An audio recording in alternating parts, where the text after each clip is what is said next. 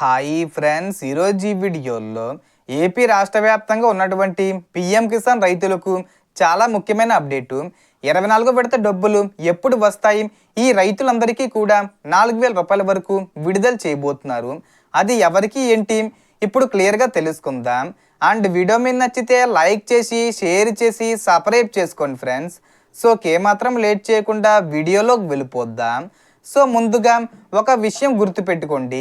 PM Kisan పథకం కింద అర్హత ఉన్న రైతులకు సంవత్సరానికి 6000 రూపాయల చొప్పున 3 విడతల్లో ఒక్కో విడతకు 2000 రూపాయల చొప్పున అందిస్తారు.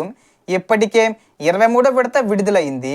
ఇప్పుడు రైతులు 24వ విడత కోసం ఎదురు చూస్తున్నారు.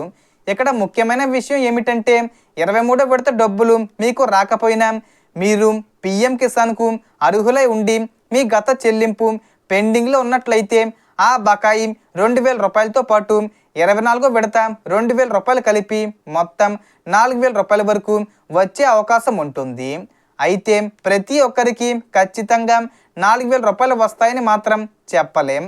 మీ ఎలిజిబిలిటీ, పేమెంట్ స్టేటస్, ఈకేవీసీ, బ్యాంకు వివరాలు, భూమి వివరాలు సరిగ్గా ఉండాలి.